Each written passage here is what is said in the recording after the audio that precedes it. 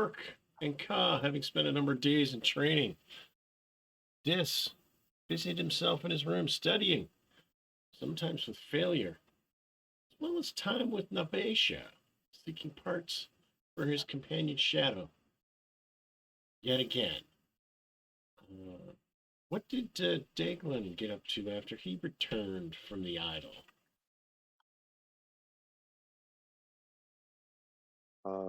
Let's see. Daglin, after getting back, was suffering He went to go from see a barber.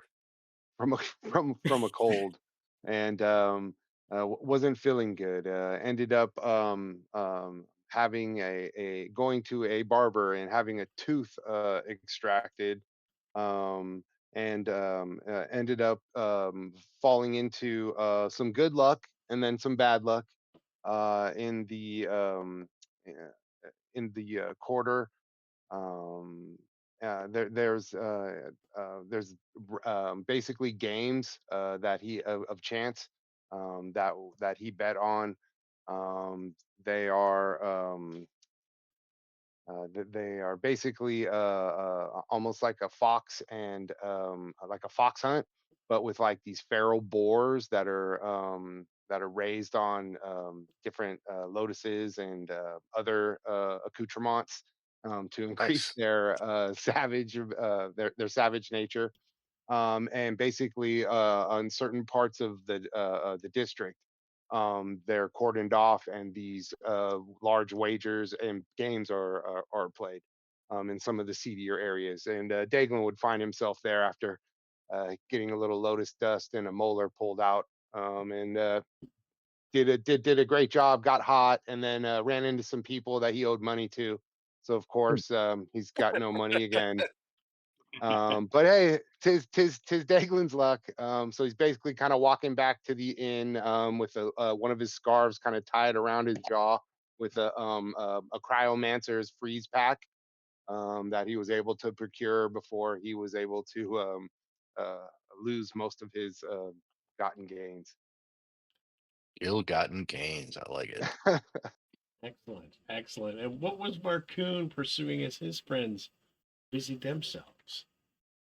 I was actually contemplating some astronomical charts, visiting a map maker, then getting drunk as a skunk at night, running naked through the streets, Yeah. howling about uh, Auroras and other things, and having strange nightmares from tentacle things and stuff like that. Oh, excellent. Uh, and was there anything else that Dis wanted to accomplish? Since the first attempt was a failure. Yes. Um, Heading out back to the Jade Quarter, to the Veiled Lantern, visiting your old friend, Kessrin Falls.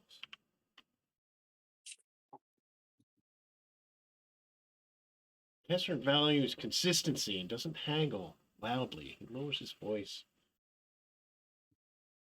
More serious trade. Jot the exchange in his ledger, under an alias, of course. Slip, slip the parchment. Says, you have a talent, young man, for finding words that wish to be freed. Bring me more, and perhaps I'll let you see what's behind the second curtain next time. This is, with the sale of the one scroll that you had, the suggestion spell, uh, seeing as you're a regular customer,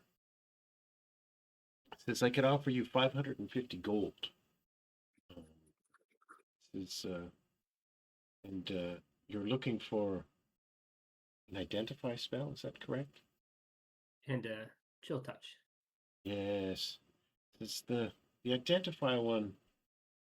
It's a pricey spell. It's 600 gold flat. If you're looking for chill touch as well, he says, perhaps you and your friends would be able to do me a favor or three, all within all within the city. kind of favor? And he says, well, there's cracked urn rumored to be buried in the ruined quarter. I'd appreciate a fragment of umber lotus resin burned by the priesthood of Rel. And I also have another item that I'd appreciate if you could identify this particular piece of jewelry. It's supposed to be from the Green Death era.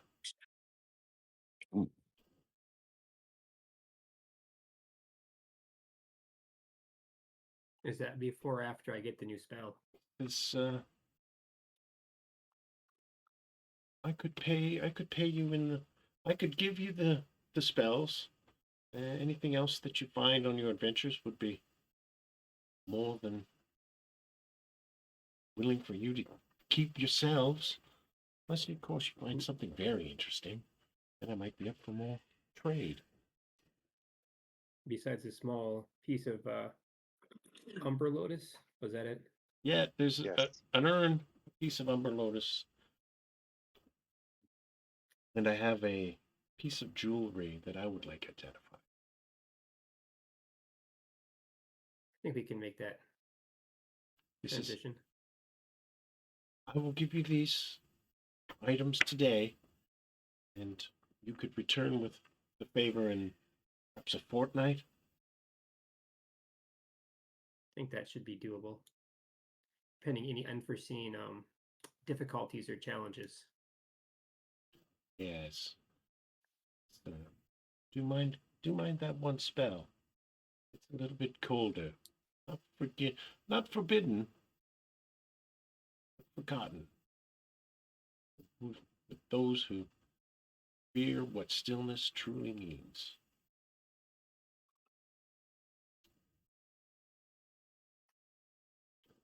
Following the transaction, a return. I am available for any of these. Oros has not guided me lately in my dreams. Will return I vote for the Umber Lotus. to the rusted anchor. The rain hasn't let up in 3 days. Smoke from the hearth rolls under the beams, mingling with pipe fumes and the tang of boiled crab. The tavern is half full. Traders, guild masons, usual drifters with scarred knuckles and hollow eyes. At a corner table by the window, 2 patrons lean over a pitcher of grog. Doran Vesh, a brick hauler, missing 2 fingers, skin stained orange from clay dust, slams his cup down. Smoke a lug. You call that a curse? What have you seen? It's crawled out by the clay pits west of the wall. The whole flat's gone slick as a tanner's vat. It stepped in and came out glossed, skin shining like oil. One of them coughed black for an hour, then went still. We thought he drowned on dry land. Carl Gunt, an ore teamster, gray-eyed and hollow-cheeked, snorts through his beard. Oil fever's nothing. You can wash that off with lye. Try breathing that what's drifting over Stonebrook. Smoke burns your eyes shut. Heard a man scream so long his lungs cooked inside him. Found him still sitting upright, stiff as a kiln brick, ash blowing from his mouth like chimney soot. Doran says, "You exaggerate, you wasteland cow." My partner swore he heard whispers calling him servant. Next day, the bastard's gone. Carl replies, "Ha! At least yours whispers, the lug howls in the west. I heard it myself when I went to haul ore. The air went thick, green as lamp oil. I came upon some wagons and all the iron was melted. Melted! I left my pay and ran for the flats." Doran laughs. "You left your pay? That's blasphemy, Wastelander. Harl replies, better broke than baked. The lug smoke don't drift, it hunts. Followed us all the way to the salt pans. Some nights you can still see it, burning low on the horizon. Looks like a lantern until it moves. Doran, grinning through broken teeth. Aye, maybe your smoke'll drift west. Then we'll all be rich. Bones in a ditch. Harl, raising his cup. To that, we'll drink the city dry before any of those bastards do. They clink cups and the grog splashes black in the lamplight. Outside, thunder rolls over the sea. For a heartbeat, wind carries a scent. Tar, burnt metal. Neither man notices. You're all alive. For now. What's your next move?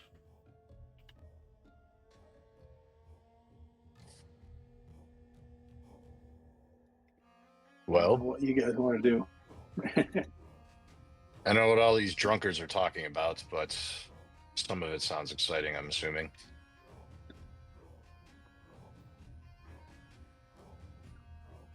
So you know that Well, we have. So you know that Stonebrook is some 3 days travel away, and the the tar pits are just to the east, probably two miles out from Khromarium.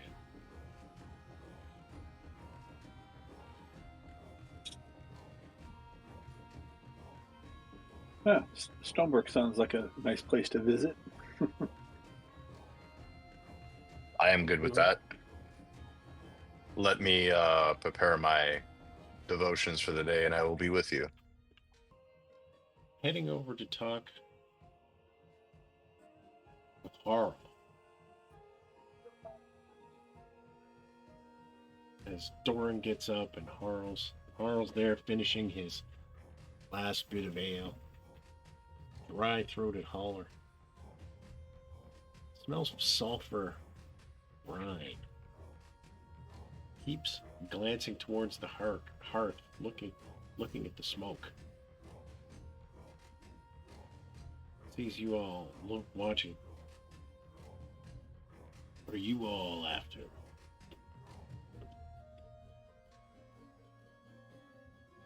Where's it did you say we were going? Bork? Stonebrook? Stonebrook, old man. I drove wagons from Stonebrook to Khromarium 2 weeks ago. The shipment stopped. I barely escaped the flats alive.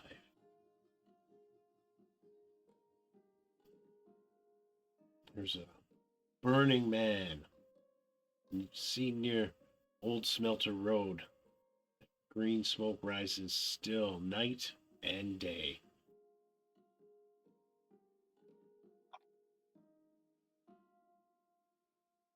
And what is it that rests there?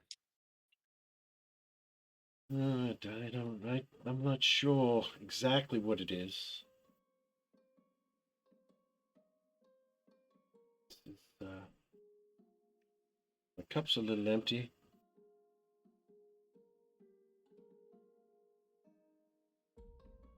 Well, if the rain is let up or it's still raining? It's still raining. I say we leave in the morn. Yeah, that's a better idea. Pray to your deities that this rain ends soon. I'll motion to the keep for another drink for our new friend to give us more details. Yes. Thank you. Appreciate that. As far as I understand, some miners dug up a sealed Hyperborean chamber, and he's looking at Varkoon. Says, foreman bragged of finding bronze skulls full of gems. That is old myth. Wives' tales they've been telling since the dawn of time. Show me proof. And the gas vents caught fire that day after. Since then, every bird over the hills falls dead mid-flight. I think Osric Dane is hiding that the Ironmongers Guild funded the dig. Their sigil was on the smelter's wagon. So I won't go back. But I could introduce you to Osric's clerk at the Silver Pick. Hey, that sounds the silver pick. And you will introduce us, and what will he do? What will they do for us? Well, he's the clerk. He knows what's going on. He might be able to point you in the right direction. And what about the rest of you? Might even be able to pay us to inquire of their little difficulties. Then let us go. And what will Sounds this like a plan. introduction cost us? Just another pint of grog. I'll buy you a pitcher if the information is good. Ah, yes. In the morning, we'll head to the Silver Pick.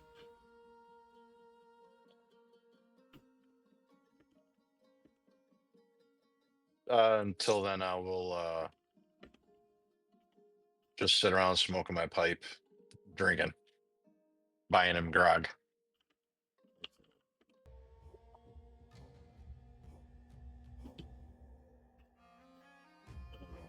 So in the morning, Harl still at the table, though he's passed out.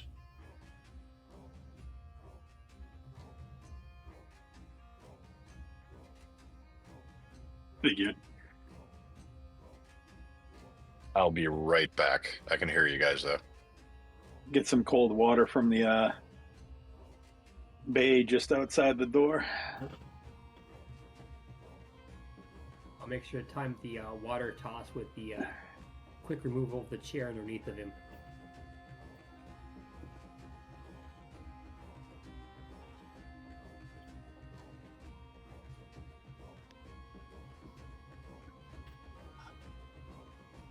All right. Bork's gonna let it rip. Yep. So I get a nice bucket and drop it on his head. He starts. He stands up. What? What is going on? You'll drown me, young man. And he's coughing and Runs up. sputtering. And he's looking around. Oh, I gotta go see the clerk. I remember. I would hope you do. So heading out towards the edge of town. It's not you're all familiar with different districts of town. This one's just on the edge of the merchants or the merchant district, and it's a small inn, well appointed, really nice, and when you walk in, it's fancy-ish. There's like all manner of nice nice finery and seats, padded seats. You've been used to the wooden stools and benches.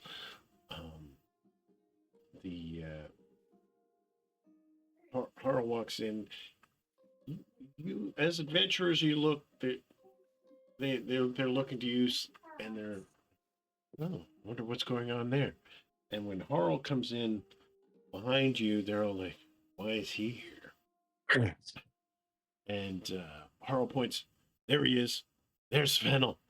And See over at a small table. There's a man. He's got small tiny reading glasses on. Thin fidgety man in his 20s. Hair slicked back. He's got ink stains on his cuffs and constantly licking his thumb as he's turning ledger plate pages, and he carries a silver pick pennant that some of you know is the symbol, the Look at your Stonebrook, the Stonebrook symbol, and at his hip he's got a dagger, but it's clearly never been used. It looks like it probably is stuck in the thing, and he says, "Harl, greetings." He says, "Are you ready to return back to work?" And Harl's like, "Ain't no way, man. I'm not going." And he says, "But these lot, they think they can solve your problem." He says, "Oh, you, just the three of you. You're here about the hills, aren't you? Don't tell the miners. They'll bolt. They say that the smoke What are they sings." mining? Well, they're mining iron out in the hills, bronze, anything that they can get their hands on. But and they say that the smoke sings. Sometimes they can hear it. I've heard it only briefly before I returned here.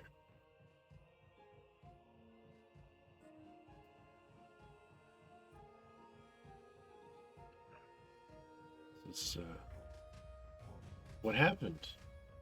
The Ironmongers Guild. They financed a new shaft and ordered it driven deeper than safety allowed. Miners unearthed bronze skulls. I saw them with my own eyes.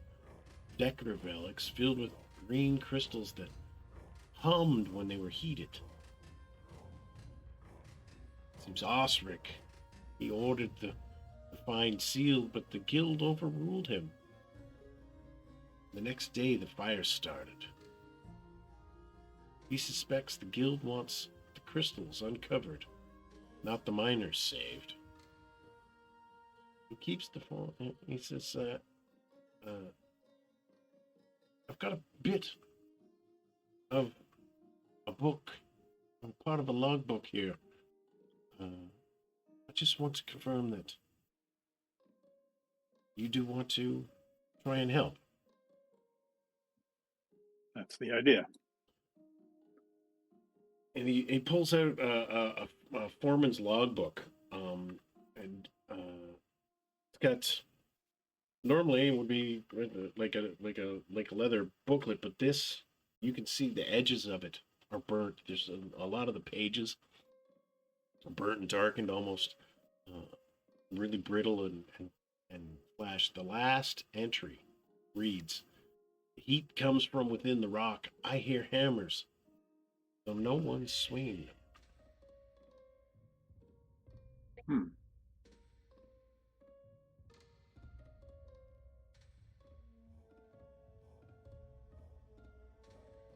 Says you'll have to travel to Stonebrook, then meet Osric there at the Ironmongers Guild, and he'll point you out to the dig.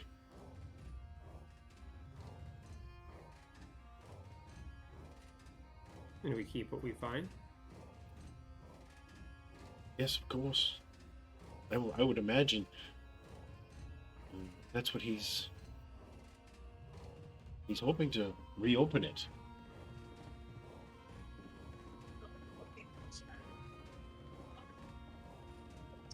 Do you have any reservations, Varkum? If the rumors be true. Rumors be true, we should be ready for it. Is that supply us for some coin to handle expenses for a while? It's Yes, yes, of course. He reaches into his pack and he pulls out a black bag, and it's got the silver pick on the bag, and he drops it down on the table. There's probably enough in here to forge your way to travel to Stonebrook. Osric would give you the reward following. You don't have a caravan going? No, the caravans have all stopped. I pick up the bag. Does it weigh enough to compensate for extra cost for travel for people being skittish? I don't know about that. It's just probably 300 gold pieces. Not a bad amount. Anything else we need of them? Oh, a writ from you to Astric Or explaining Osric? who we are. Yes. Yes, Astric. Yes, of course. And he starts busying himself with the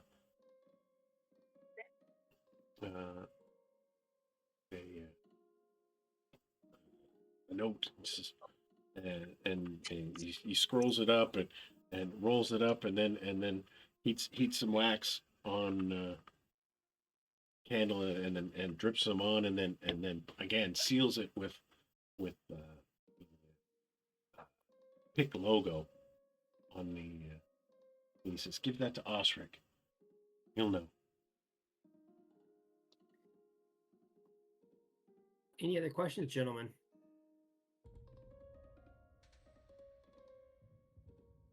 I know you're not directing that towards us.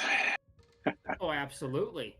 I mean, other than that, we got to go see a man about a horse or wagon. Probably wagon. Then why don't we split up together the supplies that we need, and then we can be on the road by tomorrow. What time of the day? What time of the night is it? It was first thing in the morning. You went and woke up Harl in the morning, and then Oh, that's right. met Fennel. So it's approaching noon. Do we need it? We need a like a 1-horse wagon or like a 2-horse wagon?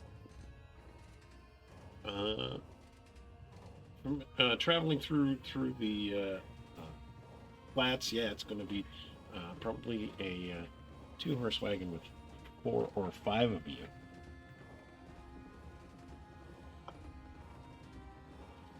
Yeah, we'll go see if we can find a man about a horse or 2 and a wagon, maybe 3. I don't know. Horses really aren't my thing. Oh, we should send. Hey, Bork, you can read Who? Bork. Yeah. Aren't horses your thing? I'm a ranger. I'm usually trekking on foot, but I probably can deal with horses. I'd send Daglin, but we'd come back. You'd come back with a pair of old nags or broken donkeys. Excuse me. I think you might be right.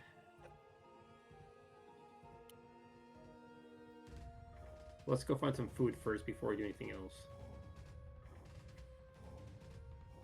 Sounds like a plan.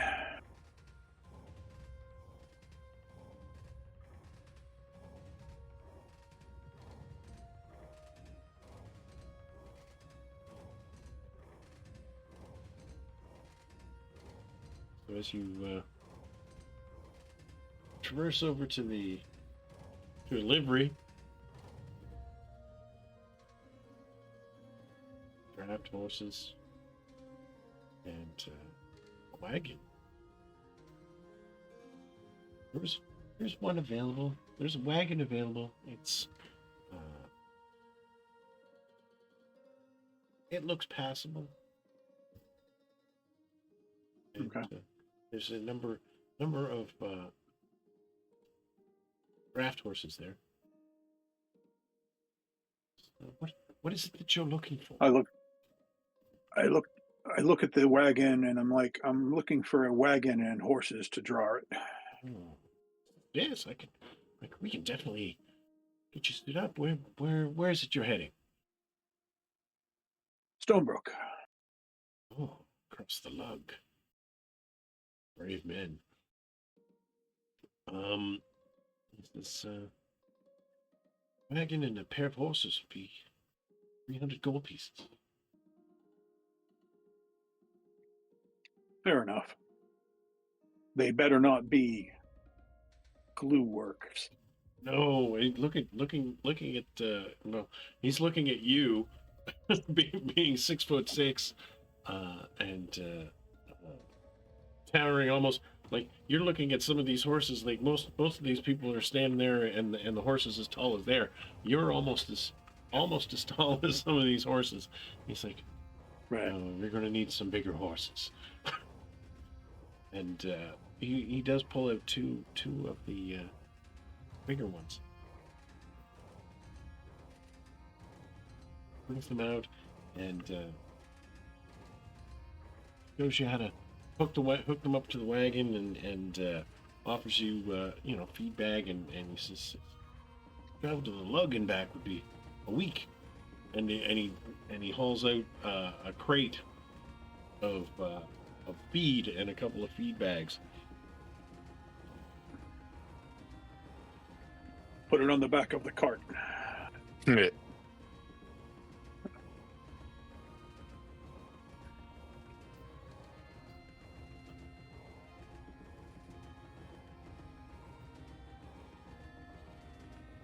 Anything else anybody would like to obtain before heading out into the I'm well woods? stocked.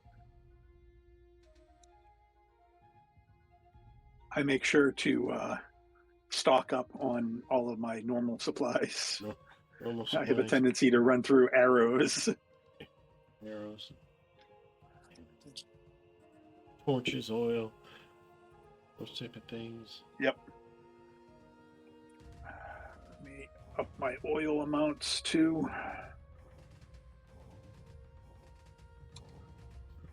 I get a I'm gonna couple bag small up. cloths and some small pieces of charcoal. And some rations, I would imagine.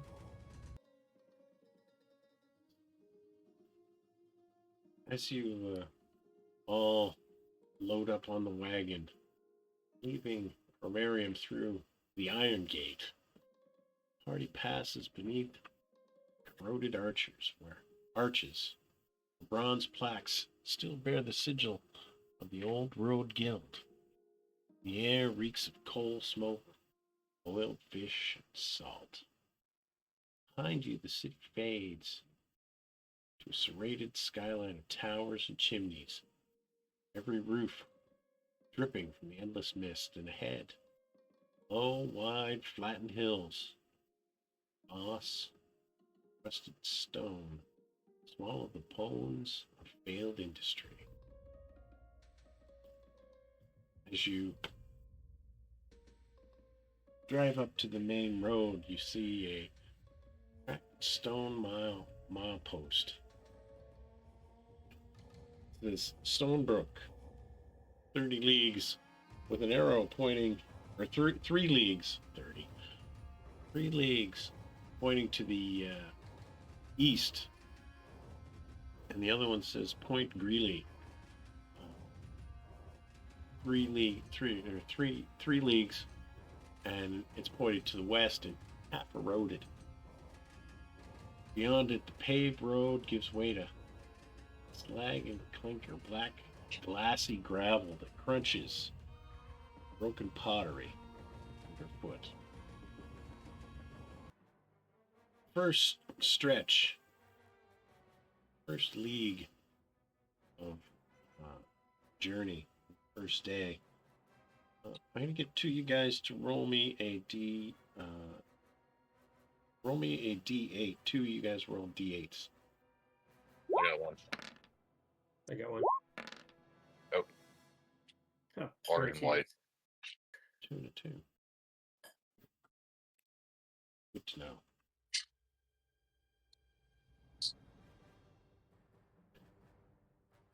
The first stretch winds through what's known as the clay belt, where as you're traveling along the path, attempting to avoid much of the ruts, every once in a while you'll see brick kilns and peat wagons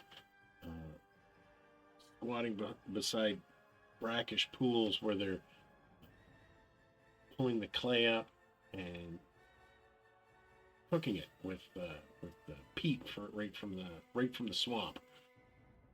Ugh. And smoke from the kiln mixes with the city's own smog that drifts to the east until the sky begins to turn the color of old iron. Water channels cut by slaves of past empires run sluggish now with gray water. Toads, the size of helmets, crouch in the shallows. Laborers' shacks stand on stilts above the muck. Windows shuttered, even by day. Every door bears a charm of wire and bones to ward off spirits. Smell heavy, scorched clay, wet ash, sour tang, bitumen.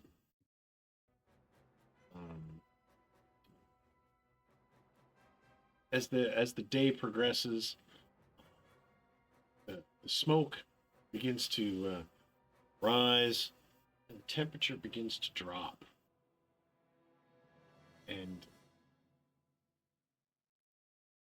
the road becomes foggy. And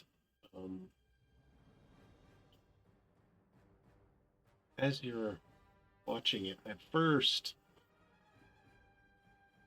you see just a little bit of motion in the fog, a slow, heaving shape, black, brown, against the reed-choked flats.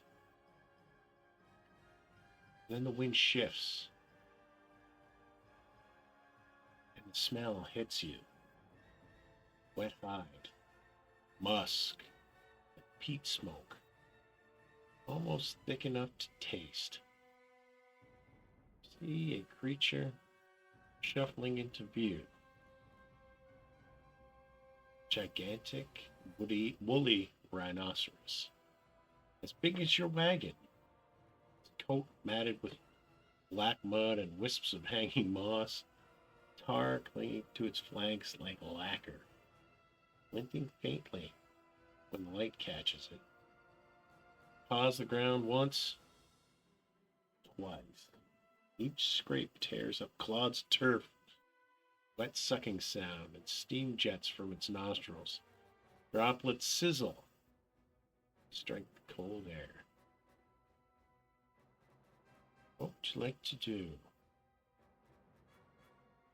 Is there any humanoids around this beast? No. See. I didn't know these beasts still survived. Is it lost?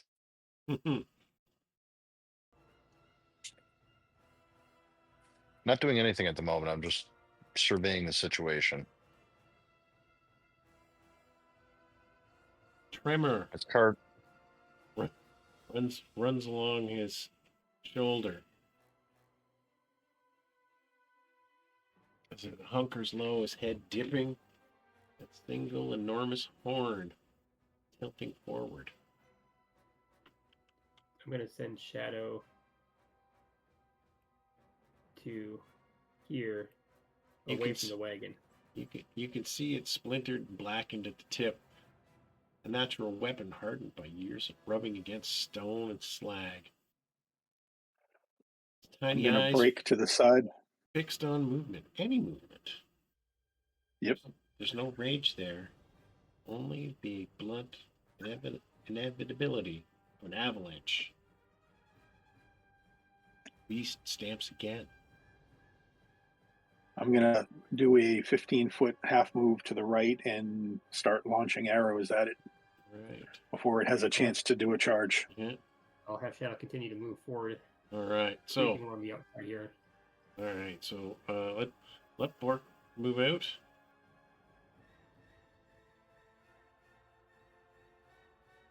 What 15 happened? foot to the side. Oh. I'm sidestepping away from the carriage and the horses and going to start launching arrows. Yes, the creature stamps again and is going to move. Let's have some decorate.